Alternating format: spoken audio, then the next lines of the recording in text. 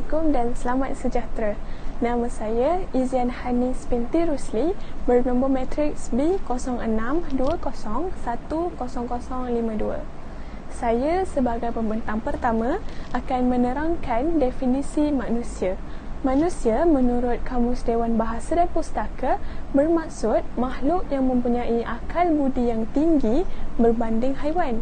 Sepanjang sejarah peradaban dan ketamadunan manusia, terdapat pelbagai aliran pemikiran falsafah serta kepercayaan mengenai konsep manusia. Kepelbagaian tersebut berteraskan kepada kerangka pemikiran yang terhasil daripada penelitian, pengalaman dan pemahaman individu yang mengkaji aliran pemikiran pada zaman tersebut. Manusia telah didefinisikan dengan pelbagai cara oleh ahli falsafah dalam usaha mencari makna diri demi mencapai kebahagiaan dan kesejahteraan hidup. Sebagai contoh, Barat melalui 3 zaman, iaitu zaman klasik peradaban Yunani, zaman pertengahan penguasaan gereja Romawi dan zaman moden. Pada zaman klasik, terdapat ahli falsafah iaitu Aristotle umpamanya melihat manusia ini sebagai haiwan yang boleh berkata-kata dan juga sebagai haiwan politik. Manakala falsafah Barat pada zaman pertengahan pula dipengaruhi oleh fahaman agama, khususnya agama Kristian. Falsafah Barat moden menganggap bahawa manusia ini dilahirkan tanpa panduan dalam hidup dan tanpa sifat kerohanian. Apa yang benar bagi orang tertentu mungkin tidak benar bagi individu yang lain dan mungkin benar pada hari ini namun belum tentu benar pada kemudian hari. Hal ini dapat dilihat bahawa konsep manusia melalui pemikiran falsafah yang berbeza dapat memberi lebih kefahaman dari pelbagai perspektif. Konsep manusia dalam disiplin ilmu falsafah dan teologi adalah berteraskan kepada hakikat bahawa manusia perlu mencapai kesejahteraan dan kebahagiaan dalam hidup mereka. Seterusnya adalah hakikat dan sifat manusia. Sifat manusia dapat dilihat daripada akhlak yang boleh ditafsirkan sebagai budi pekerti dan sifat-sifat yang mulia. Setiap manusia hendaklah mempunyai akhlak dan sifat-sifat yang baik kerana dengan mempunyai budi pekerti tersebut, manusia akan dapat hidup dengan aman. Hal ini kerana rangkaian iman, ilmu, akhlak dan amal mestilah berkait rapat di antara satu sama lain. Akhlak sangat penting kerana Rasulullah sendiri telah diutuskan untuk menyampaikan dan menyempurnakan akhlak yang mulia. Manusia telah dicipta oleh Allah dengan sebaik-baik kejadian berbanding makhluk lain yang ada di muka bumi ini. Hakikat kejadian manusia ini terdiri daripada kombinasi unsur-unsur yang harmoni di antara fizikal dan spiritual. Hasil dari kombinasi tersebut, maka lahirlah manusia yang mempunyai tugasan dan amanah mencari kebenaran dan tujuan perjalanan hidupnya yang tidak hanya terhenti di dunia sahaja tetapi akan berakhir di akhirat. Kawan, nama saya Shalini, anak perempuan Ramesh, nombor matriks B0620100227. Hari ini saya ingin membentangkan tajuk saya, iaitu kejadian manusia menurut sains dan agama. Pertamanya, kejadian manusia menurut sains. Teori sains menggariskan bayi yang di dalam kandungan akan mengarungi 3 tahap utama, iaitu pre-embryonic, embryonic dan fetus. Tahap pre-embryonic, zygote tumbuh membesar melalui pembelahan sel dan terbentuklah segumpalan sel yang kemudian membenamkan diri pada dinding rahim. Tahap kedua, embryonic. Tahap kedua ini berlangsung selama 5,5 minggu. Pada tahap ini, bayi disebut sebagai embrio. Pada tahap ini, organ dan sistem tubuh bayi mulai terbentuk dari lapisan-lapisan sel tersebut. Tahap ketiga adalah tahap fetus. Dari tahap ini, bayi disebut sebagai fetus. Tahap ini dimulai sejak kehamilan bulan ke-8 dan berakhir hingga masa kelahiran. Ciri khusus tahapan ini adalah fetus menyerupai manusia dengan wajah, kedua tangan dan kakinya. Pada awalnya memiliki panjang 3 sekian, kesemuanya orangnya telah nampak. Tahap ini berlangsung selama kurang lebih 70 minggu dan perkembangan berlanjut hingga minggu kelahiran. Seterusnya, kejadian manusia menurut Al-Quran dari segi agama Islam. Al-Quran dan Sunnah banyak menerangkan dan menjelaskan tentang proses kejadian. Dalam Al-Quran, manusia disebut dengan lafaz insan, iaitu mufrad atau nas jama'. Manusia juga disebut dengan istilah bashar, Bani Adam atau zuriat Adam. Adam adalah manusia pertama diciptakan oleh Allah Al-Kabiri daripada tanah. Kejadian manusia melalui beberapa peringkat, iaitu nutfah, alaqah, mudghah, izam dan laham, nasiha, kalham, akar, dan nafkhur ruh. Berikutnya adalah kejadian manusia menurut agama Buddha. Proses kejadian manusia menurut pandangan agama Buddha berlaku melalui proses yang lama. Proses ini juga melalui beberapa evolusi. Proses evolusi ini mirip dengan teori evolusi Darwin, tapi mempunyai beberapa perbezaan. Proses kejadian manusia menurut agama Buddha adalah melalui 4 evolusi. Evolusi pertama mengatakan dalam proses pemerasan bumi dari zat lahir ke barat, manusia mula muncul di bumi. Evolusi kedua ialah ada di antara makhluk itu yang memiliki sifat khianat atau tamak. Pada evolusi ketiga pula, mereka makan sari tanah tersebut semula. Evolusi terakhir ialah evolusi keempat. Pada fasa ini, proses pembentukan manusia berlaku. Setelah wujudnya tumbuhan itu, makhluk tersebut mula menikmati.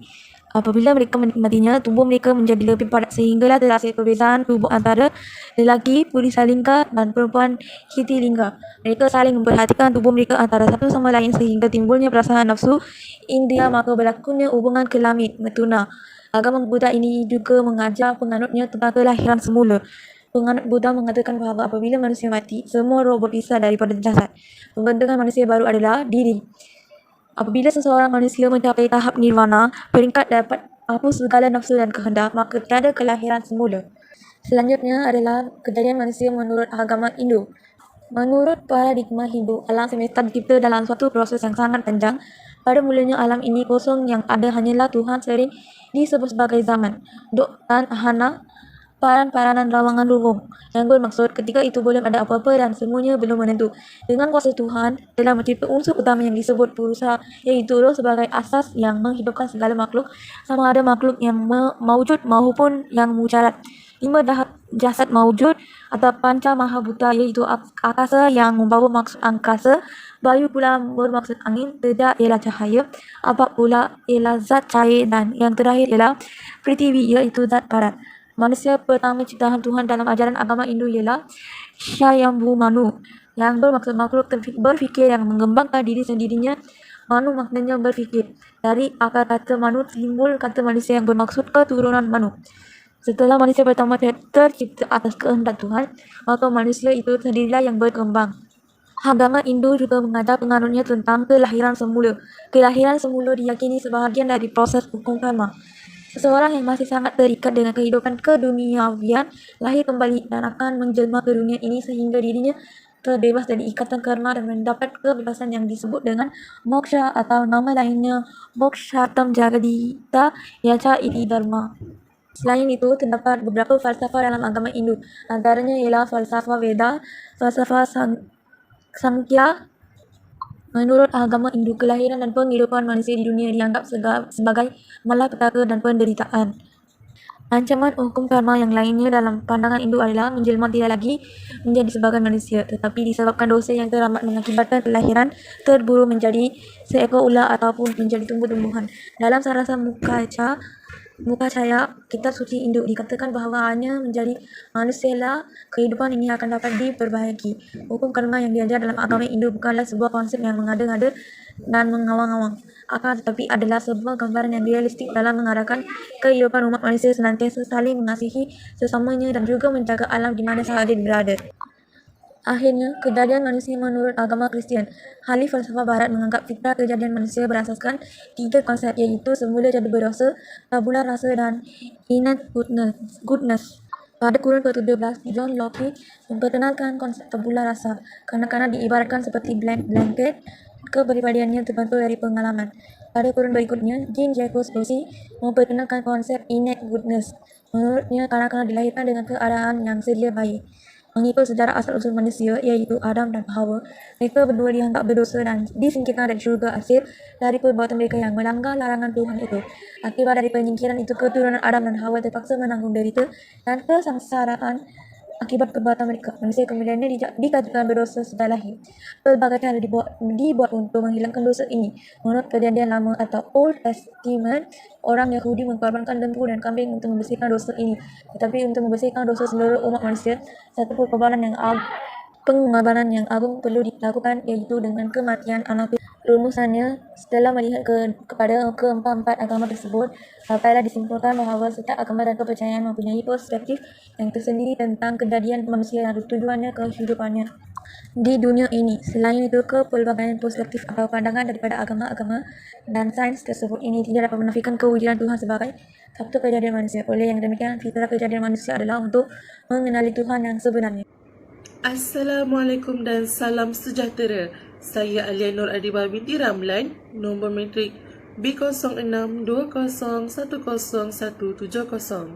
Saya sebagai pembentang ketiga akan membentangkan tentang kejadian manusia menurut fizikal dan material. Manusia diciptakan dengan bentuk yang sempurna kejadiannya dan merupakan sebaik-baik makhluk yang telah diciptakan. Lalu ditiupkan roh ke dalam jasad manusia agar mereka boleh berfikir dan mencari jalan untuk menjalani kehidupan yang teratur. Manusia juga digunakan akal fikiran agar dapat mencari kemuliaan diri sebagai makhluk Tuhan. Seterusnya, komponen yang diselitkan ketika proses kejadian manusia. Menurut Islam, manusia digelar sebagai Bani atau Zuriat Adam kerana Nabi Adam merupakan manusia pertama yang telah diciptakan. Sebanyak 14 jenis tanah di bumi dan di syurga telah diambil dari seluruh pelosok dunia untuk menciptakan Adam. Setelah ditetapkan tanah itu di seluruh bahagian badan Adam, jasadnya diselubungi selama 120 tahun. 40 tahun di tanah kering, 40 tahun di tanah basah dan 40 tahun di tanah yang hitam dan berbau. Lalu dimasukkan roh ke dalam badannya yang mengambil masa selama 200 tahun. Namun, tidak dinyatakan tempoh yang tepat untuk dijadikan manusia itu. Menurut Pentateuch dalam kitab Genesis pula, telah menerangkan bahawa manusia pertama yang diciptakan adalah dari tanah dan debu. Menurut beberapa orang ahli agama Kristian, telah mentafsirkan bahawa debu dan tanah merupakan metafora semata-mata dan bukan dalam bentuk tanah yang sebenar. Sebagaimana yang dinyatakan dalam karya Frank F. Ilby, iaitu Christian Review, telah mengatakan bahawa perkataan tanah dan debu adalah merujuk kepada butir-butir. Sementara itu, kejadian manusia menurut material telah membawa erti teori atau kepercayaan bahawa kejadian manusia ditentukan oleh fizik dan atom. Golongan materialism ini percaya bahawa hanya material atau benda sahaja yang wujud dan tiada metafizik atau tiada Tuhan pencipta. Hasil daripada kajian Newton terhadap idea Hipparchus, beliau menerangkan bagaimana sistem solar berfungsi secara mesin di dalam bentuk graviti. Penemuan ini telah membawa kepada wujudnya perspektif oleh ahli sains barat untuk memasukkan manusia ke dalam sistem mekanistik ini. Lalu, wujudlah teori Darwin yang mengatakan bahawa manusia itu berevolusi daripada seekor kera. Seterusnya, saya akan membentangkan tentang potensi insan dari segi jasmani, emosi, rohani dan intelek. Dari segi jasmani, individu yang mempunyai jasmani yang baik akan menjaga kesihatan dirinya. Ia akan menjadikan fizikal seseorang itu cergas dan mencapai kesihatan diri yang baik. Mereka juga akan menggunakan anggota badan dan tenaga untuk berdikari serta berusaha untuk menggunakan bakat kemahiran teknikal bagi membantu diri dan masyarakat. Dari segi emosi pula, amat penting untuk setiap individu mempunyai emosi yang stabil agar dapat mengekalkan kemantapan jiwa dan dapat menghayati nilai murni dengan lebih mendalam. Tidak cukup dengan jasmani dan emosi sahaja, individu yang seimbang hendaklah mementingkan kesucian rohaninya kerana unsur ini amat ditekankan dalam agama. Unsur ini akan membuatkan seseorang itu menginsafi kewujudan Tuhan dan mensyukuri segala nikmat yang telah diberikan oleh Tuhan. Akhir sekali, Unsur intelek akan menjadikan seseorang individu itu seorang insan yang seimbang dan harmoni. Intelek membawa maksud seseorang itu mempunyai kemahiran asas yang akan digunakan dalam kehidupan. Ia akan menjadikan seseorang itu mempunyai daya berfikir yang kreatif dan inovatif. Seterusnya akan mendorong seseorang itu mencari ilmu yang bermanfaat dan akan disalurkan untuk mencapai perpaduan dan kemakmuran dalam masyarakat. Sekian itu. Saya akan terangkan tentang asal-usul manusia dari segi spiritual dan rohani. Sebelum itu, maksud spiritual menurut Fontana dan David, definisi spiritual ialah agama atau religion. Pada fizikologi pula, spirit merupakan tenaga positif secara fizik dan fizikologi. Menurut Aman, spiritual memiliki kebenaran yang abadi berhubungan dengan tujuan hidup manusia, sering dibandingkan dengan sesuatu yang bersifat duniawi dan sementara. Maksud rohani pula semangat intrinsik yang mempunyai segala jirim di dunia. Perkara-perkara yang berkaitan dengan roh selalu dikaitkan dengan perasaan dalaman manusia yang melibatkan emosi kendiri. Penakulan strategi kesucian rohani sangat ditekankan dalam agama. Sekarang kita akan melihat spiritual dan rohani dalam agama Hindu. Mayat tidak boleh digunakan lagi, roh akan keluar dari badan itu.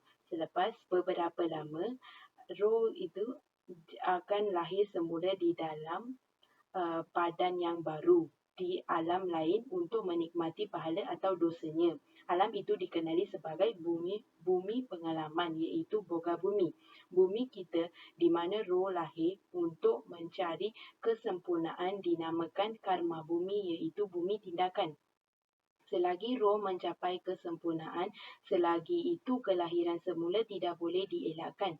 Roh dikatakan berada dalam pengabadian, iaitu badah.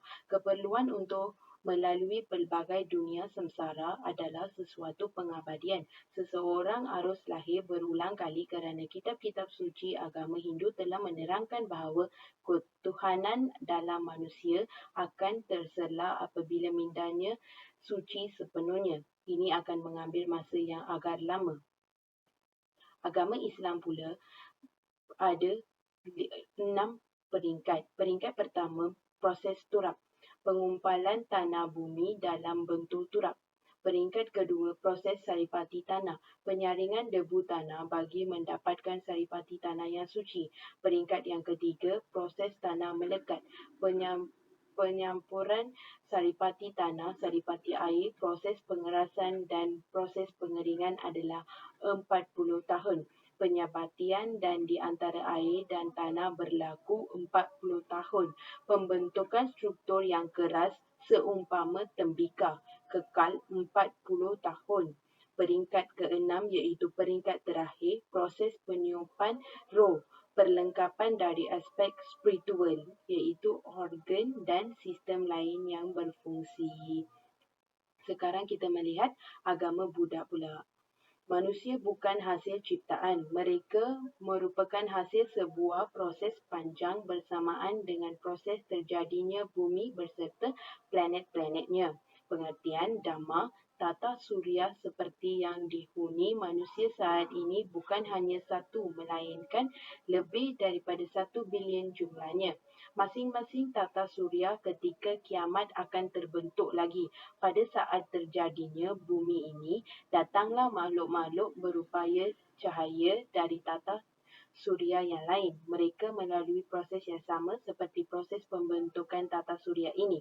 Kematian dalam pandangan Buddha bukanlah akhir dari segalanya, namun kematian bererti putusnya seluruh ikatan yang mengikatkan kita terhadap peradaban kita yang sekarang.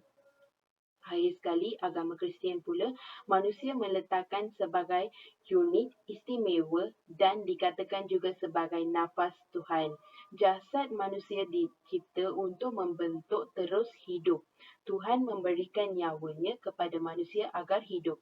Ini juga dianggap sebagai proses terakhir dalam penciptaan manusia seperti mana yang dijelaskan dalam ayat He breathed life, giving breath into his nostril, and the man began to live.